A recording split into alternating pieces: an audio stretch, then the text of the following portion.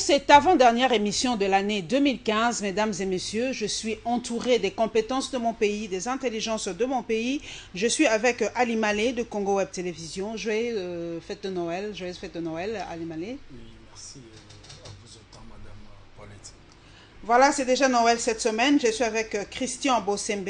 Bonjour Christian et joyeux Noël. C'est un plaisir, merci beaucoup, je vous le rétorque. Et nous allons terminer par le grand Willy Makolo de la RTVS 1. Bonjour Willy. Bonjour Paulette et joyeux Noël. Je dis grand par la taille. Hein? Voilà, mesdames et messieurs, aujourd'hui nous allons parler vraiment des faits sociaux. Hein? Laissons un peu la politique tranquille. Je crois que nous aurons 2016 pour nous remettre dans le bain de la politique. Et aujourd'hui nous allons prendre un peu des faits sociaux. Nous allons parler aujourd'hui du code de la route, des voitures en RDC, ce qui se passe sur nos routes en République démocratique du Congo, parce que je sais que j'ai des hommes qui adorent conduire, mais aujourd'hui nous allons, et des femmes bien sûr, mais moi je n'aime pas trop conduire, j'ai peur. Mais aujourd'hui, Ali Malé, on se rend compte, on a discuté bien avant qu'en République démocratique du Congo, et vous me l'avez dit, j'étais quand même assez surpris que c'est le seul pays où il y a des volants à droite et des volants à gauche. Comment ça se fait qu'en RDC, on permette ces deux types de volants de circuler? Et pourtant, vous m'avez dit que c'est l'unique pays, ailleurs, ça ne se fait pas. Oui, cette approche coïncide déjà avec la décision du premier sultan de la ville, qui a donné un moratoire aux véhicules à volant droit, pour dire que c'est une situation anormale que notre pays a fait sienne. C'est inadmissible que deux conducteurs roulent sur une même voie avec deux codes. Le code à volant droit et le code à volant gauche. Et c'est ce qui est à la base de plusieurs accidents ici à Kinshasa. Il ne se passe pas 48 heures. Nous avons choisi, pour la RDC, c'est le volant voilà, à gauche. C'est les volants à gauche. À gauche, pour la RDC. Voilà. Mais à ce type ou à cette réalité congolaise, on a ajouté les véhicules à volant droit. Ce qui vient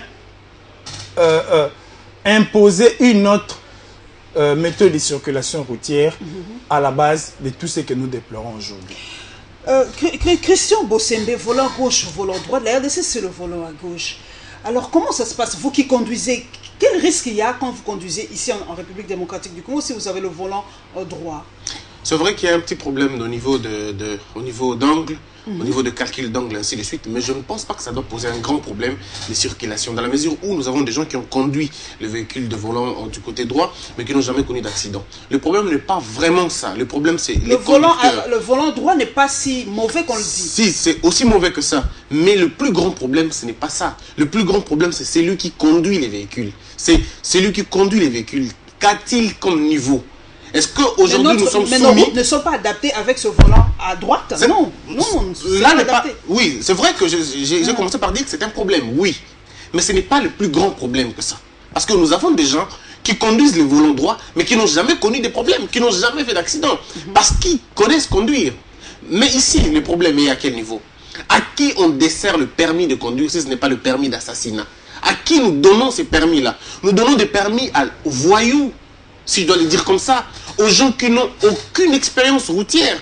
Parce qu'en Europe, il y a des gens qui font 6 mois, 2 ans, passer les textes des permis, mais qui n'ont jamais eu le texte de permis. Pourtant, à la théorie, ils connaissent bien, ils peuvent bien conduire. Mais parce qu'ils n'ont pas passé le seuil d'apprentissage, ils ne peuvent pas avoir le permis de conduire. Mais ici, chez nous, le permis de conduire, c'est la chose qu'on peut trouver beaucoup plus facilement que ça. Il y a des gens qui conduisent des véhicules depuis 5 ans, mais qui n'ont pas de véhicule. Nous avons ici un État qui n'ont pas de permis, pardon. Nous avons ici un État qui dort. L'État congolais dort à partir des 19 h, l'État congolais dort. Il se réveille le matin comme tout le monde. Parce que nous avons des gens qui conduisent la nuit, avec la raison comme qui dit, je ne vais pas la journée parce que les policiers peuvent m'arrêter. Et je vais rouler la nuit. Comme si nous, l'État ne fonctionne pas la nuit. Mais prenons l'exemple de l'Allemagne, le seul pays où l'on respecte le code de la route comme si on respectait un dieu. C'est au niveau de... c'est en Allemagne et un peu en Europe aussi. Où même s'il n'y a pas de roulage, vous-même, vous savez que je ne peux pas aller, je ne peux pas brûler un feu ou je ne peux pas m'amuser parce que partout il y a ce qu'on appelle des robots. Des robots, pas comme des petits jouets qu'on a ici, mais des robots qui vous regardent de loin. Et flash un peu. C'est-à-dire il y a le zoom juste au niveau du buste, au niveau du portrait. il y a deux types de caméras. L'une vous braque juste du côté du buste et l'autre prend la plaque. Et ne vous en faites pas. Demain, vous aurez la boîte, vous aurez un message, un courriel à la boîte, dans la boîte à lettres. Vous en aurez. Mais en dehors de ça aussi, prenons un autre aspect, madame. C'est l'aspect du code de la route. Le code de la route au Congo est le code le plus violé au monde, même par les autorités. Ici, vous allez voir les premiers citoyens, les ministres violer le code de la route, tout simplement parce qu'ils sont pressés. Mais ils ont la priorité, ils vont exercer les fonctions de l'État. Ils disent qu'ils ont la priorité. De... Pourtant, ce n'est pas ça. Vous savez, nous avons 4 bandes sur le boulevard, notre petit boulevard. On a 4 bandes là-bas. En principe, qu'est-ce qui devait être fait? Toutes ces bandes devraient porter des noms. Kimbangu, Kimpanvita, Mobutu et Kabila, peut-être. Ou ça peut être aussi les professeurs d'université. Tel professeur, ça peut arriver. Alors, lorsque le chef de l'État, le Premier ministre ou une autorité veut se déplacer, on informe à la PCR, c'est-à-dire à la police de circulation routière. On informe, on dit libérer la bande Kimbangu de 9h à 13h parce qu'une autorité passera par là. Ou une délégation qui viendra de l'Europe ou je ne sais pas moi, passera par là. Et vous allez voir les autorités se mettre en place pour dégager cette bande-là. Mais aujourd'hui, chez nous, ce n'est pas le cas. Vous voyez les autorités violer le code de la route. Mais je me dis, si on commence à violer le code de la route, quel code on va respecter? Un code assez élémentaire mais crucial. Et imaginez-vous que le chef de l'État ou le Premier ministre, qu'ils prennent cette direction-là. Et qu'il y a un cargo en perte de vitesse entré en collision avec le cortège présidentiel. Ce monsieur-là va être arrêté pour quoi? Poursuivi pour quelle infraction? Atteinte à la sécurité de l'État ou violation du code de la route? Donc c'est la gestion de gens qui ne comprennent pas, des gens qui ne connaissent pas la gestion de la chose publique. Vous avez, l'État est géré entre les mains soit des commerçants, soit des affairistes, mais pas des hommes intègres et des hommes sensés. Willy Makolo, je sais que vous avez un véhicule à volant droite. Est-ce que vous rencontrez des risques quand vous conduisez à Kinshasa? Est-ce que c'est la pauvre voiture qui cause problème ou c'est... Comment peut-on éviter? Parce qu'on sait qu'il y a eu un moratoire par rapport à ces véhicules à volant droit, parce qu'on a dit que ce n'est pas adapté en fait avec notre code de la route, comme l'a si bien dit Ali Malé. Alors comment faire? Doit-on évacuer tous ces véhicules de Kinshasa ou essayer de nous adapter? Puisque la RDC c'est le pays où tout est adaptable. On a eu le 1+4, c'est la première fois chez nous. Et chez nous, on a deux codes, on a deux genres de véhicules, volant droite, volant gauche, sans problème. Merci Paulette Montou. Déjà, pour te répondre, c'est vrai, j'ai un véhicule à volant droit et ça fait pratiquement plus de 5 ans que je roule avec un véhicule volant droit. En tout cas, je ne le souhaite pas, mais je n'ai jamais connu d'accident, ni cogner ou se faire cogner. Donc jusque-là, ça va encore avec moi. Mais moi, je pense que Ali a parlé, c'est vrai, les Congo, nous sommes le seul pays, ou bien parmi les seuls pays au monde où où le véhicule, il y a le véhicule à 2 volants, volant droit et volant gauche. Mais c'est question de choix. Si seulement l'État congolais arrive à choisir à pouvoir jumeler les 2 codes, ça peut se comprendre. Je reviens, le gouverneur de la ville... On a choisi de jumeler les 2? Non, si c'est vrai que l'État acceptait de jumeler les 2 codes. Mais moi, je pense qu'aujourd'hui, il y a des agences de vente de véhicules volant droit, des véhicules qui viennent du Dubaï, du Japon, qui entrent. Moi, je pense que ces gens-là sont enregistrés dans le registre de commerce, je ne sais pas moi, de notre pays. Les gouvernements centraux comme les gouvernements provinciaux, ils sont informés. Parce qu'on a refusé l'entrée des véhicules venant de l'Europe, des véhicules d'occasion de plus de 10 ans. C'était pour donner l'ouverture aux véhicules venant du Japon, mais qui sont semi-neufs. Donc je pense. Mais l'État doit être conséquent d'avoir accepté ces véhicules-là. Il y a des ministres qui roulent avec des Jeeps 4x4 ici, de volant droit. Ils sont les membres du gouvernement. Il y a même le membre du gouvernement provincial, dont le gouverneur qui est comme le patron qui roule dans ce type de véhicules. Et même des voitures officielles. Même des véhicules officiels aujourd'hui à volant droit. Moi, je trouve qu'à ce niveau-là, il n'y a pas de problème. Il n'y a pas de problème. Mais le problème s'oppose au niveau de permis de conduire, comme venait de le dire mon ami Christian. Les problèmes s'opposent aussi du côté de la police de circulation routière. Aujourd'hui, à Kinshasa, là où il y a un grand bouchon, la personne habilitée, le gros monsieur pour venir décanter la situation, c'est le général Kanyama. Donc c'est que le général Kanyama, en lui, peut engloutir tous les agents de la police nationale, de la police roulage. Pourtant, il n'est pas roulage. Et pourtant, lui n'est pas roulage et c'est pas son problème. On va aller beaucoup plus loin pour te dire, ou dire aux téléspectateurs que c'est le problème de volant droit de véhicule n'est pas ça le problème. Aujourd'hui... Le véhicule à volant droit à Limalé, je vais vous donner la parole, n'est pas dangereux du tout. Il faut mettre ça dans la tête des Congolais que le véhicule à volant droit n'est pas dangereux. Je peux dire oui et non. Pourquoi j'ai dit oui? Parce que par rapport à notre code de la route, les véhicules à volant droit, c'est un danger. C'est un danger. C'est un danger. Mais par rapport à l'apprentissage, par rapport à la maîtrise du volant, quelqu'un qui respecte les codes de la route peut facilement s'en sortir. Mais cela implique, comme l'a dit Christian, cela exige des calculs un peu différents. Il faut avoir un réflexe. Voilà, un réflexe. Et cela n'est pas donné à tout le monde. Voilà pourquoi il est toujours demandé à tous ceux qui apprennent à conduire d'opter soit pour les volants droits ou les volants gauche. Parce qu'à l'auto-école, déjà, parce qu'à l'auto-école, on vous apprend à conduire avec le volant les volants gauche. Et tu ne peux pas quitter l'auto-école pour venir appliquer ce que tu n'as pas appris sur la route. Donc, sur l'État, il y a des conséquences. Mais quand un bon monsieur, un monsieur sérieux, qui met du sérieux dans ce qu'il fait, qui reste attentionné, qui connaît les dangers qu'il court à bord de sa voiture ou court les autres, quoi de plus normal de rester respectueux de la loi, respectueux des codes de la route et on aura moins de problèmes. Mais le dernier intervenant l'a dit, on doit faire les choix. Soit opter pour les volants droits, soit le volant gauche ou jumeler les deux. Mais jumeler les deux implique aussi des conséquences. C'est ça qui manque. Moi, je pense que... Dans l'anarchie. Moi, je pense que le problème, comme on est tous d'accord, le problème n'est pas le volant droit. Le problème, c'est lui qui décerne le permis de conduire. Madame, la route tue plus que le sida, plus qu'aucune maladie sur la terre. Il y a certaines maladies, quand ça vous atteint, vous mourrez directement. Mais pas la route. La route, vous pouvez rester avec des frissons toute votre vie. Il y a combien qui ont perdu l'usage de leurs jambes dans la route? Parce qu'ils sont entrés en coalition avec des voyous en permis, malheureusement. Des gens qui ne sont passés nulle part, mais qui conduisent quand même. Parce que le véhicule n'est pas d'abord un danger pour les autres, mais d'abord pour toi. Parce que si vous conduisez mal votre propre véhicule, vous pouvez mourir vous-même.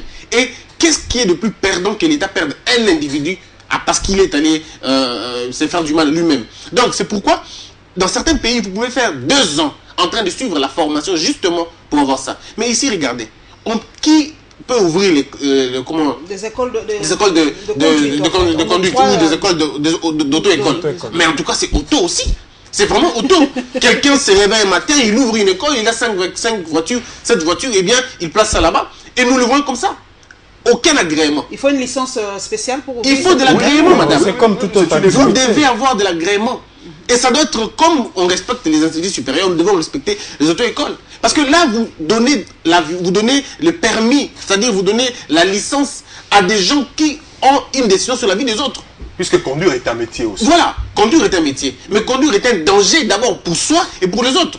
C'est pourquoi dans certains pays, l'art de gérer la cité est entre les mains des forts. Des gens qui connaissent, des gens qui sont passés par soit le mentorat, soit les coachings, ou soit dans l'administration. Ils savent au moins. Ce n'est pas par opportunisme qu'on vient gérer les gens. Parce que si au niveau de la route, on n'arrive pas à le faire, moi ça m'inquiète. Je suis aussi inquiété, non pas seulement par ça, mais quand j'entends ce qui me dérange, la courtoisie routière. Ça veut dire quoi, courtoisie routière? À un moment donné, les policiers ne vont plus arrêter les gens. Mais c'est quoi cette histoire? Parce que ceux qui sont dans la rue ne sont pas des anges. Ce ne sont pas non plus des démons. Mais ce sont des gens qui peuvent causer la mort. Et la mort ne va pas attendre la courtoisie routière. Non. Là, il ne faut pas arrêter. Parce que c'est comme qui dit, il y a une grève pendant la guerre. Non, mais écoutez, on va pas tirer parce vous avez grève. Non. Ici, vous devez comprendre une chose. Notre État fait beaucoup d'erreurs. C'est-à-dire les dirigeants font beaucoup d'erreurs qu'ils ne comprennent pas. Comme on parle de la courtoisie routière, j'ai entendu aussi on fait la campagne de civisme. On demande aux gens venez payer l'impôt. On est dans quel type d'État qui supplie les gens à payer les impôts? Non. Donc ici, nous demandons aux gens, nous supplions les gens de faire ce qu'ils devraient faire en principe. Donc la courtoisie routière dans un État sérieux, vous ne trouverez pas. Courtoisie routière, c'est-à-dire quoi? Je veux entendre. ici, comme ils disent, ce que ça veut dire courtoisie routière. Parce que quelqu'un qui n'a pas un permis, je vais vous dire une chose, moi, un ami a obtenu un permis international ici dans 2 jours. Dans 2 jours, donc vous livrez le permis à un bandit qui va tuer les gens, qui va cogner les gens, et les gens vont rester sans bras, sans jambes, parce que le seul péché, ils appartiennent à un pays comme le nôtre. Alors, Willy Makolo, les véhicules à volant droit, je vois, il y a beaucoup de femmes hein, qui aiment ces véhicules, c'est automatique, c'est facile à conduire et tout ça. Mais que doit faire l'État pratiquement pour ça? Stopper l'arrivée de ces véhicules? Parce qu'il y a eu un moratoire. Jusqu'au mois de décembre, il n'y aura plus l'entrée il y a un moratoire, il y a un moratoire. Le même. Non, mais écoutez, vous savez, dans ces pays, moi, deux fois, je crois que c'est le 2e moratoire, si je me trompe pas. Dans ces pays, deux fois, moi, je n'arrive pas à comprendre les choses. C'est comme si, à une époque donnée, ici, on vendait on morcelait des parcelles, on lotit les individus, les petits peuples avec leurs moyens maigres viennent acheter des parcelles. Après, c'est le même l'État qui rentre pour dire, ici, il ne fallait pas construire. Et pourtant, vous vendez. C'est la même chose. Ces véhicules-là entrent, payent la douane, payent tout ce frais-là, qui vont à la caisse de l'État. Après, ils savent que ce sont des véhicules de volant droit. Madame Paulette Kimuntu, ici dans la ville de Kinshasa, je ne sais pas jusque-là s'il y a eu un travail sur ce sujet-là. Le D107 ont tué les gens ici. Ce n'était pas des véhicules à volant droit. C'était des véhicules à volant gauche. Le D107 tués tous les jours ici. Et ça continue ici dans la ville de Kinshasa. Quelle est cette mesure pour pouvoir arrêter ces D107-là? On a pris les chauffeurs qui comptent. Non, les esprits des villes, ils sont combien? Quand les esprits des villes, soi-disant l'esprit des villes, est en nombre réduit, et l'esprit des morts est en nombre élevé, l'esprit des morts domine sur l'esprit des vies. Mais même les esprits des vies, il faut en parler aussi. Est-ce que ces esprits des vies, est-ce qu'on est dans un... Comment l'État peut faire le commerce? Comment l'État peut entrer dans les affaires? Parce que les esprits de vie, c'est une concurrence déloyale. Les esprits de vie peuvent violer le code de la route, personne ne va les arrêter, personne ne va les inquiéter. Est-ce que quand on parle de vignettes, on parle des esprits de vie, combien ils causent des accidents, ces esprits de vie? Oui, on doit aller progressivement. C'est-à-dire, pour dire l'État congolais, en donnant à ses compatriotes, à ses fils, l'opportunité d'avoir des crédits, ne fait pas de lui un pays qui fait le commerce. Non. Okay. Si, ça fait je vous en prie. Donc, chacun a son point de vue. Donc, c'est une opportunité. C'est ce qui s'est fait ailleurs. C'est une façon de contribuer, de contribuer au développement du pays. On dit, on octroie des crédits moyennant tel délai, et après, ces crédits-là, ces moyens-là vont servir dans le secteur des transports. C'est une initiative qui a payé, mais faire de l'État congolais un commerçant, je ne crois pas. Mais je vais revenir sur une chose. Je vous en prie.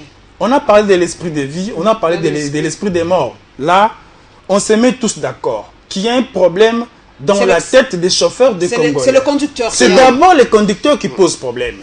Mais à côté de ces conducteurs, il faut qu'il y ait des normes qui puissent les contraindre à ne pas sortir du cadre. Mais s'il n'y a pas de contraintes, on peut rouler sur les volants droits, on peut rouler sur les volants gauche et causer des dégâts. Mais s'il y a des contraintes, tout le monde restera respectueux de la loi et on épargnerait. C'est ça le problème du Congolais, c'est le respect de la loi. C'est le respect de la loi par le Congolais. Le respect de la loi. C'est ça le civisme, la nouvelle citoyenneté qu'on nous enseigne aujourd'hui. Cette même loi, mais la loi aussi doit peser sur les individus. Dans un pays où la loi ne pèse pas sur les individus, c'est la jungle. Je vais te dire, Madame Paulette Kimuntu, on a parlé des contrôles techniques ici. Où est-ce qu'on en est aujourd'hui? Contrôle technique. On a même placé de coins où aller faire des contrôles. Ils ont contrôlé les 3 quarts des véhicules. Non, mais moi j'ai un ami que je connais, j'ai tais le nom, qui est resté chez lui, son véhicule était dans la parcelle. Un monsieur, je ne sais pas moi, de la DGRK ou comment, est passé récupérer le permis et tout ça. Pouf, les documents pour le contrôle technique du véhicule étaient là dans 1 heure. Mais allons-y, soyons vrais, on parle de la loi. C'est qui circule la nuit sur les individus. C'est qui circule la nuit alors? Qu'est-ce qu'on en fait? Et ils n'ont pas besoin de contrôle technique. C'est qui sortent leur véhicule la nuit. Nous avons un État qui dort, comme nous. Quand nous allons dormir, notre État dort aussi. J'ai entendu mon frère dire que l'État ne fait pas les commerces. La réponse à cette question, c'est baisser la douane, réguler la douane. Nous avons la douane la plus chère au monde. Mais c'est le seul endroit pour avoir de l'argent. Alors, mais pourtant, il y a des gens qui commettent des infractions. Vous savez qu'on peut renflouer les caisses de l'État avec les amendes transactionnelles ici en RDC. Nous avons des gens qui commettent... je répète encore, lorsque vous avez les gens qui connaissent gérer la chose, qui connaissent la gestion de la chose publique, nous allons transformer la RDC en paradis. Mais lorsque nous avons des politiciens dans la gestion de la chose publique, eh bien, nous aurons ça comme résultat. Parce qu'ici, nous sommes en train de voir l'apprentissage au sommet de l'État. Les gens qui t'attendent dans la manière de faire les choses. J'ai appris par un ministre, on lui pose la question, pourquoi l'enseignement congolais ne va pas? Il dit, il faut qu'on arrête la chanson Allons Guinaï. Ça, c'est un ministre qui dit. Donc, pour lui, le problème, c'est Allons Guinaï, la chanson, qui dérange le système éducatif congolais. Non, mais c'est compliqué. Donc, regardez ici, je vais vous donner un petit exemple. Vous êtes à Brazzaville, et en Angola, et en RDC, 3 pays.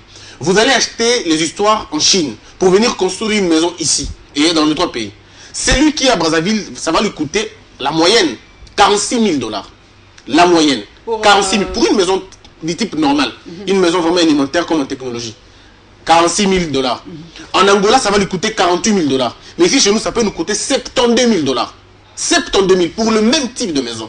Pourquoi? Parce que l'État, les dirigeants congolais n'ont pas tourné les ménages pour trouver où peuvent sortir l'argent en dehors de la douane. Alors on nous accable là. Voilà pourquoi les gens profitent à faire quoi? Vous savez les véhicules, comment on appelle ça encore, les petits véhicules là? Ketch coûte environ 800-900 $. C'est vrai? À Dubaï. Ouais, 700, oui. 700. Voilà. 700, 800, 900 $.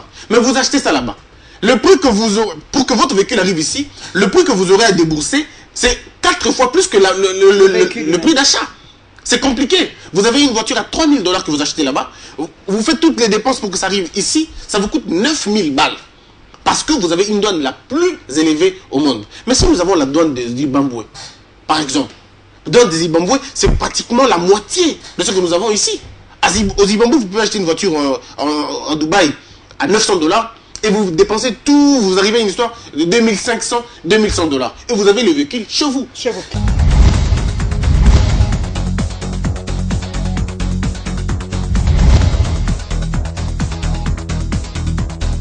Nous allons prendre un autre, parce qu'aujourd'hui c'est vraiment les faits sociaux, mesdames et messieurs. Nous allons parler un peu des sinistrés après la pluie.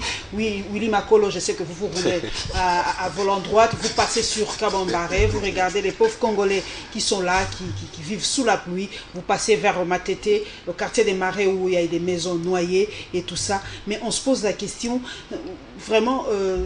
comment vivent aujourd'hui ces sinistrés? Est-ce qu'il n'y a pas une politique par rapport à ces sinistrés pour l'État congolais? D'abord, est-ce que les autorités de notre pays ont un regard sur les sinistrés? Les sinistrés de Brazzaville, je crois que ça fait plus d'une année. Bien sûr. Plus d'une année, là, ils sont là, dehors. Ils ont même, bon, ils se sont habitués. Ça fait un quartier, il y a les Maléwa, il y a tout. C'est une vie, c'est une routine. Et certainement, il y a déjà eu des nouveaux-nés là-bas. Okay. Ça, c'est sûr. D'accord, Paulette Kimunchu. Ces sinistrés sont toujours là. Aujourd'hui, s'ajoutent les sinistrés dus aux fortes pluies et tout ça, les glissements des terrains et tout. Ok, d'accord. Mais aujourd'hui, ils sont où? Tout à l'heure, là, j'étais en train de lire, c'est plus de 20 000 sinistrés. 20 000 sinistrés dans la République. Ils sont où aujourd'hui? Qu'est-ce que la République est en train d'organiser pour eux? Le chef de l'État même a parlé. Les gouverneurs de la ville, entre guillemets, il a promis. Ben, ils sont là, allez-y poser la question s'ils ont reçu des enveloppes venant de la République. Ce sont des Congolais. Ils n'ont pas demandé et ils n'ont pas demandé la pluie. C'est naturel. Mais écoutez, dans la gestion de l'État, l'État doit savoir s'organiser quand il y a des situations, de cas pareils, et que vous intervenez aussitôt possible. Je vous dis, il y a des sinistrés en Angleterre aujourd'hui, en France même, il y a des sinistrés en Belgique, il y a des sinistrés, je sais pas, au Zimbabwe, ils sont partout aujourd'hui dans le monde. Mais est-ce que la gestion est la même? Alima, la responsabilité de nous-mêmes Congolais aussi, c'est vrai que nous fustigeons un peu trop notre propre État. Est-ce que le Congolais lui-même, dans sa propre intelligence, ne se rend pas compte que là où il construit, là, c'est dangereux, c'est sur une ligne de rivière et tout ça? Est-ce que lui-même ne se rend pas compte qu'il a vendu le terrain? C'est vrai qu'on peut te vendre un terrain, Willy Makolo, mais tu as une intelligence, tu peux te rendre compte que là, ce terrain-là est dangereux, toi-même aussi. Madame Paulette, c'est comme si vous étiez déjà dans moi pour comprendre que la préoccupation, selon moi, reste partagée. Bien sûr que les autorités ont leur part des responsabilités. Je ne suis pas là aujourd'hui pour ne défendre que les autorités. Non, on fait un effort de rester parfois objectif. Pas parfois, mais de rester objectif. C'est-à-dire, les responsabilités sont partagées. Ce sont ces mêmes autorités-là qui vendent certains espaces non habitables, si je peux le dire ainsi, et qui, les mots m'échappent, qui viennent, il y a des cadastres, il y a des services qui viennent. Tous les services secondaires qui viennent, le lotissement, l'urbanisation, et on installe les quartiers. Mais 2 jours, 3 jours après, comme l'a dit Willy, c'est les mêmes autorités qui reviennent pour détruire.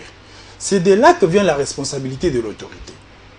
Il y a des terrains marécageux vers Mongafula qui ne pouvaient pas être occupés, lotis. Mais aujourd'hui, comme vers Kingawa et tout ça. Et 1 année, 2 ans après lotissement, cela retombe sur la responsabilité de l'État. C'est là où nous parlons de l'apprentissage de gestion de l'affaire publique. Mais les citoyens congolais aussi ont sa part de responsabilité. Où jettent les Quinois les bouteilles en plastique après consommation d'eau? Dans la rue. On n'a pas cette culture-là de trouver, ne fût-ce qu'une petite poubelle, bien sûr qu'il n'y en a presque pas, mais trouver un endroit où les dangers peuvent être limités.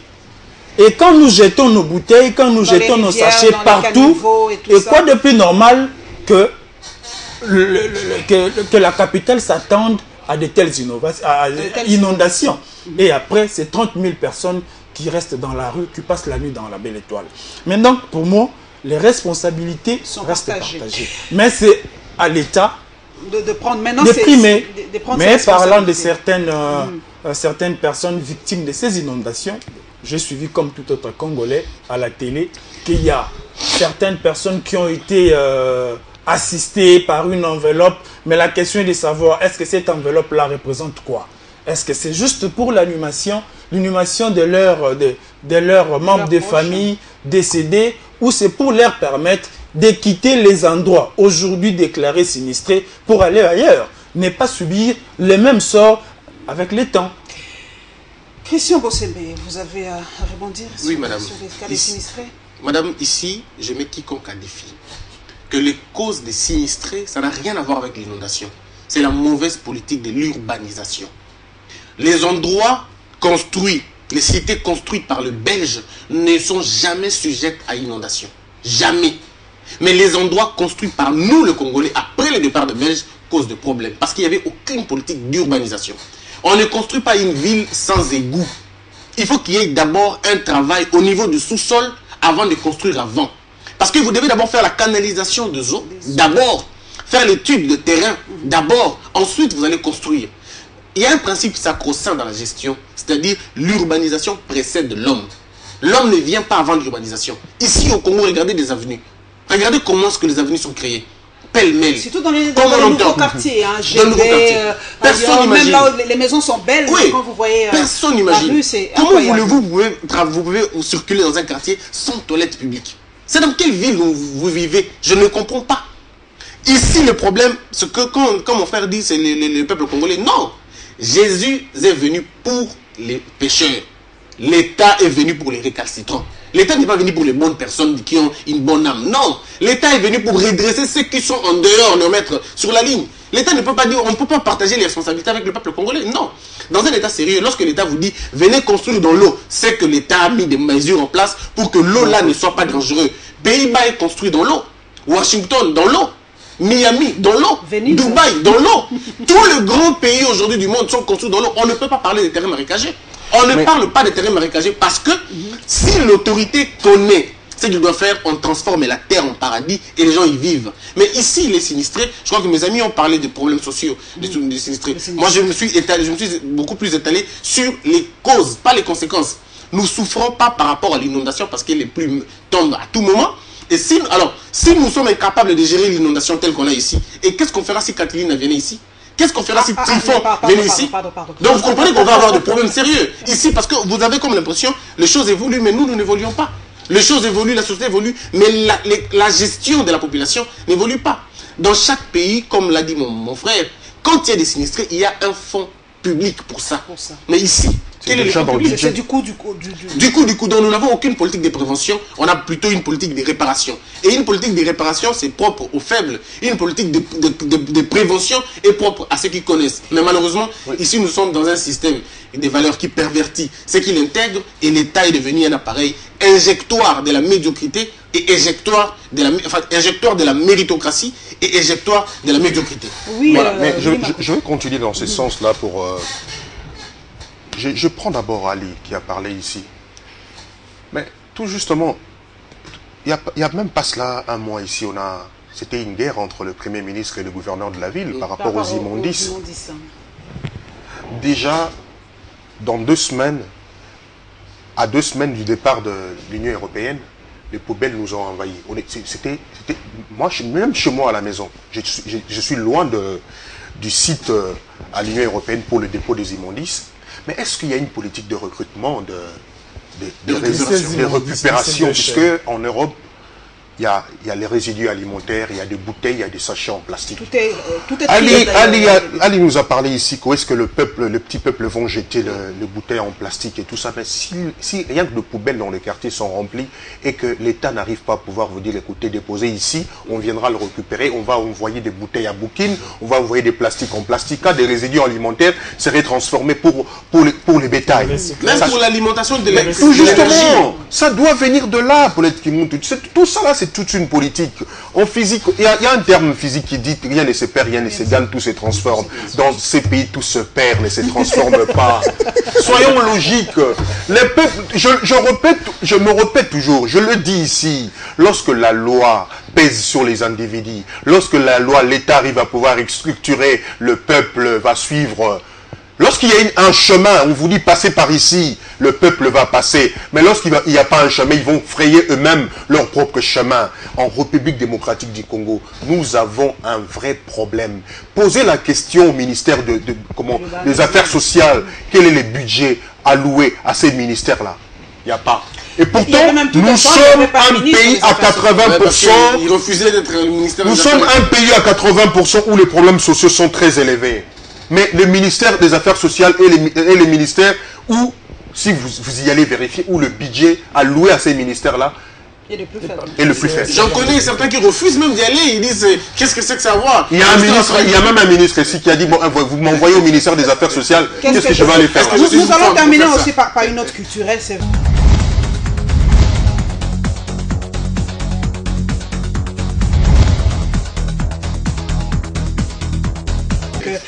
Cette semaine, nous allons primer nos artistes. C'est vrai que la culture, ça fait aussi partie de notre vie, qu'on le veuille ou pas. J'ai dit aujourd'hui, pas de politique, j'en veux pas aujourd'hui.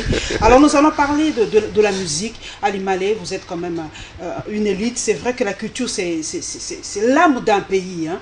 Et cette semaine, nous allons primer nos artistes musiciens. Est-ce que pour vous, la musique, aujourd'hui, c'est vraiment la polémique du jour. Hein. Est-ce que la musique aujourd'hui enseigne? Est-ce que la musique congolaise aujourd'hui pervertit la jeunesse? En quelques mots, parce que c'est parmi les derniers tours de table. Je me souviens d'une phrase prononcée par mon fils aîné ce matin qui a dit « Papa, mais cette musique-là, je l'attends partout, mais c'est pas bon. » Il y a une musique qui se joue maintenant partout là. Coller la petite. Voilà ce que nous avons. Voilà ce que nous offre l'environnement musical congolais.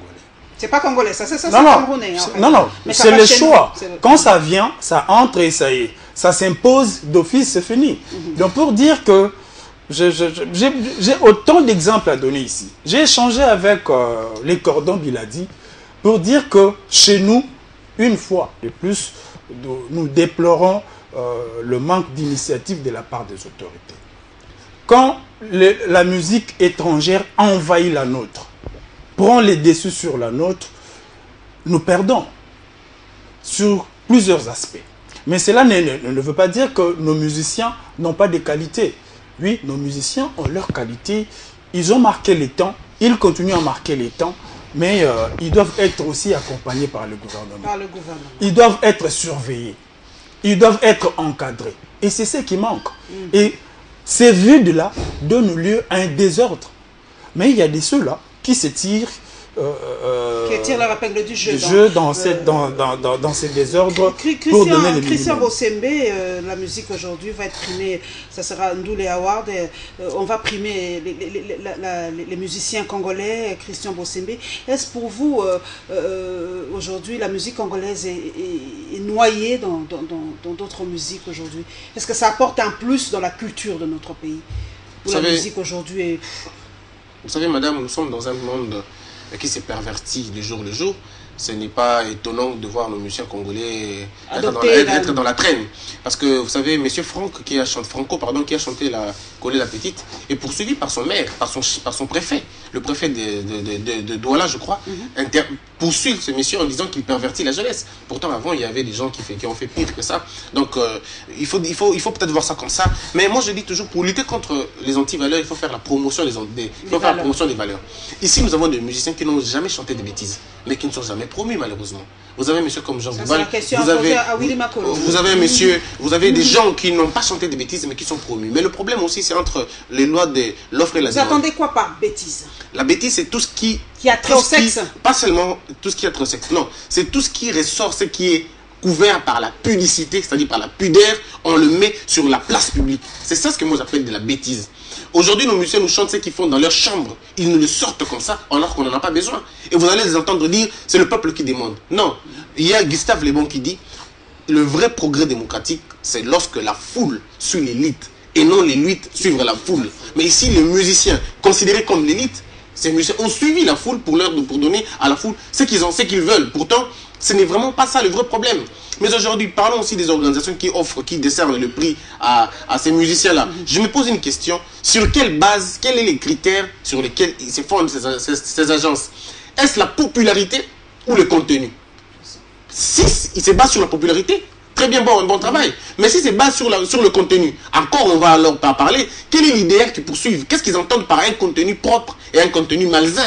Ils doivent nous le dire. Mais aujourd'hui, nous avons des agences, excusez-moi le terme, de pacotille, qui d'abord coopèrent avant, qui sont discrédités, alors eux-mêmes, de par leur manière de faire les choses, beaucoup de familiarité avec les promus, beaucoup d'ancrage, beaucoup de choses qu'on ne comprend peut-être pas. Mais moi je pense que nous devons définir notre politique culturelle. Quel est l'idéal de l'homme congolais? Quelle est la politique de la pensée congolaise? Sur quoi nous devons nous modeler? Les Coréens ont un modèle. Ils ont un modèle à eux, ils le louent matin, midi, soir. Les Chinois peuvent se référer à Mao. Nous, les Américains peuvent se référer à Abraham Lincoln et aux autres.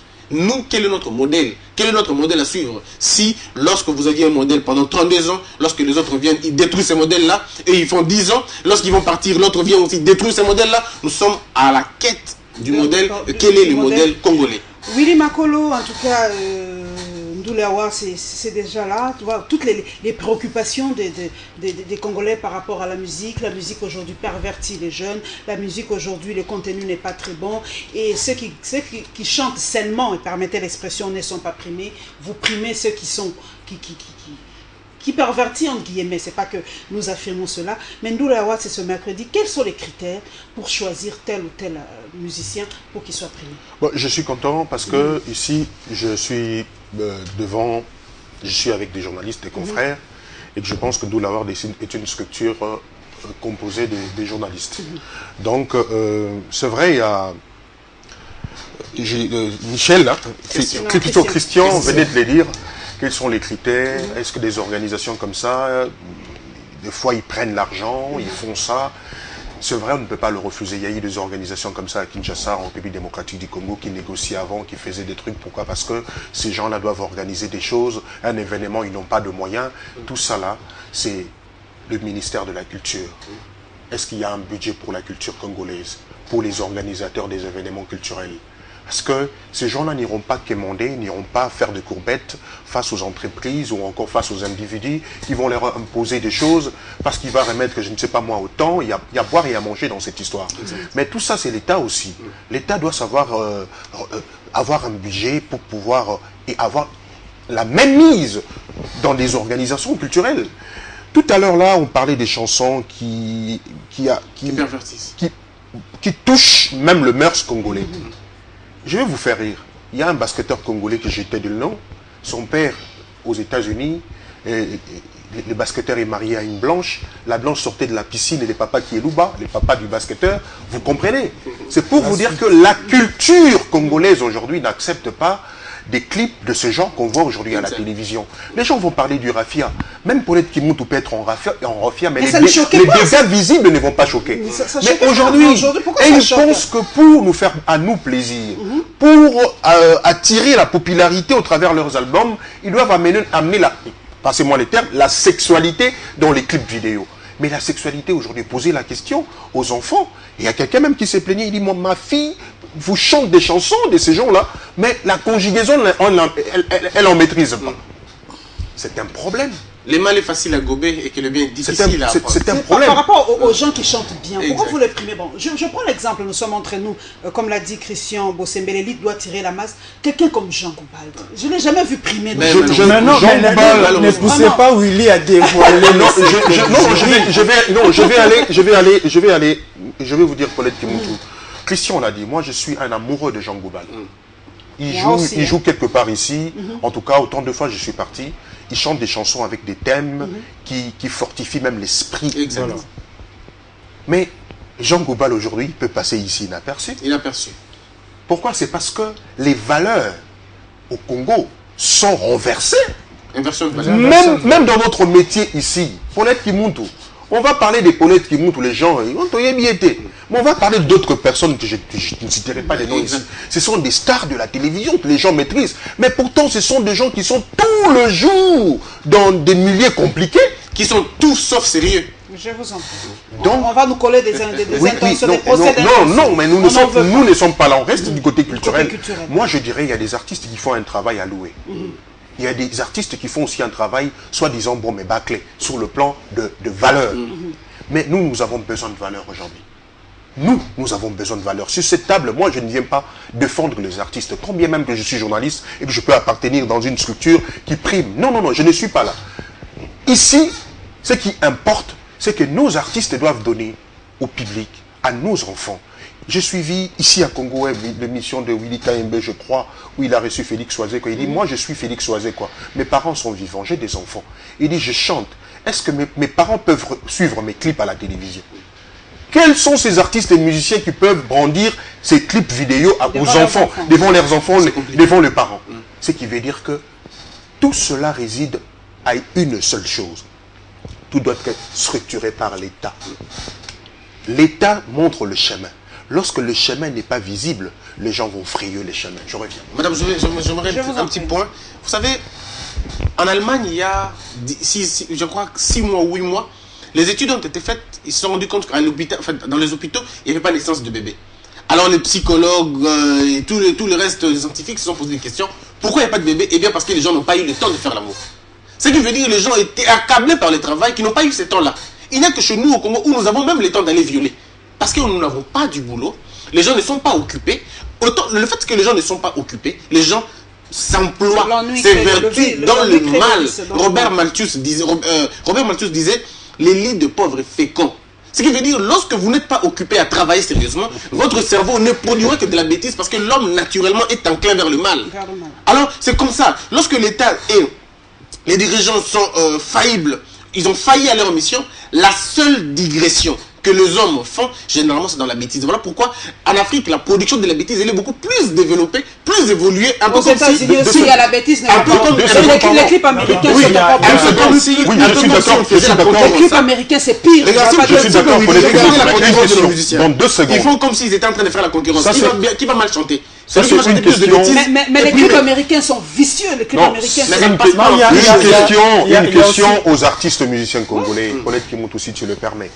Une question, qui va accepter de partager la même piscine avec son maman Bokilo? Alors, ici chez nous, ce sont des Américains. Ils ont leur culture. Nous, ici au Congo, la question à poser, qui peut partager la même piscine avec sa maman Bokilo? Maman Bokilo est là, dans la piscine, vous êtes là. Ça serait de de l'abomination. Mais comme vous le dites, c'est pour dire la nullité de Beyoncé n'est pas différente de la nullité d'une Congolaise d'ici. Donc ça? si vous faites passer la Beyoncé... Est-ce que vous permettez, pourquoi quand on voit Beyoncé en bikini, en string, ça ne choque pas, mais quand on voit une Congolaise, ça choque? C'est une faiblesse, c'est notre faiblesse. Non, nous nous gênons aussi parce que c'est Beyoncé. Il y a un artiste, un musicien qui le dit carrément, il y a des clips américains qui passent et ça vous dit rien, mais quand moi je le fais, c'est ça la faiblesse de l'État. L'État ne devrait pas s'attarder là. Vous savez madame, nous sommes le seul pays dans le monde, encore une fois, à avoir 60 chaînes de télévision qui émettent en free. Aux États-Unis, vous pouvez faire un tour, vous allez là-bas, vous ne risquez pas de trouver les chaînes en free. Toutes les chaînes sont câblées et vous payez pour ça. Donc en payant, vous payez la responsabilité de voir toutes les bêtises là-bas. Mais chez nous, c'est en free. Donc interdisez à Kofi Olomide de passer une musique bête. Interdisez aussi à la chanson Prince TV de passer chez nous aussi. Nous payons pour Canal. Nous sommes déjà presque à la fin. Mais j'allais dire un mot par rapport à ce qu'a dit Freddy tantôt ici. Christian. Tantôt ici. Qu'est-ce que vous avez au pied Excusez-moi. Moi je dis, c'est les mots clés là, c'est la culture. Exact. Tu donnes quoi par rapport à ton environnement? Ton environnement attend de toi quoi? C'est ça les problèmes. Si les Américains attendent des clips où les gens sont à moitié nus ou nus, quoi de plus normal? Mais Willy l'a dit, tu es congolais, tu tournes un clip avec ton orchestre. Mais est-ce que tu peux te permettre de suivre le même clip à côté de ta femme, à côté de ton père et de ta belle-mère? C'est ça aussi notre socle, c'est ça notre façon de vivre. Après tout, bien sûr qu'il y a la modernisation, mais nous sommes des Bantous. Ne perdons pas tout et n'avalons pas tout. Ok. Mesdames et messieurs, aujourd'hui nous étions vraiment dans les faits sociaux, mais je tiens, comme c'est la fin de l'année, à vraiment à présenter mes vœux à tous nos confrères de la presse écrite, parce que c'est à travers eux que nous avons les unes de nos journaux. Aujourd'hui, je fais fi de la politique parce que je sais que 2016 sera une année très très politique, mais je vais vous lire quand même les grands unes des journaux parus à Kinshasa. Le Phare, on parle du Front citoyen 2016, accusé de chercher à écourter les mandats de Joseph Kabila. Voilà, le Front citoyen 2016 en République démocratique du Congo, ça c'est le Phare qui nous le dit. Le Sénégal et la République démocratique du Congo à couteau tiré, ça c'est le libre débat. Forum des As nous parle de Joseph Kabila qui rassure ses compatriotes. Nord Kivu, Kabila sur le terrain pour assurer les populations. Géopolis de mon estimé confrère Willy Kalenga et Joseph Kabila dans le chaudron de Beni. Le Dépêche de Brazzaville, Thomas Lubanga et Germain Katanga transférés à Kinshasa. UDPS majorité vers la rupture. La référence d'Ipakala nous dit le Front citoyen 2016 tient à interrompre le mandat de Joseph Kabila. Voilà, merci à tous mes confrères de la presse écrite parce que c'est à travers vous que nous avons nos débats. Merci à vous en tout cas et bonne année à tous mes confrères de la presse écrite. Merci aussi à Ali Malé de Congo Web Télévision. Merci à Christian Bossembe, journaliste. Merci à Willy Makolo de la RTVS 1. Merci à vous tous mes followers sur les réseaux sociaux. Merci à mon équipe technique, à Gilles Chibambe et à Maïlo Bumba à la régie. Et merci à vous qui me suivez sur les réseaux sociaux. Merci pour vos recommandations, vos suggestions, vos remarques et merci pour vos encouragements. Et nous nous retrouverons avec le même plaisir pour la toute dernière émission de l'an 2016, la semaine prochaine, avec le même plaisir, sinon pas plus. Inch'Allah.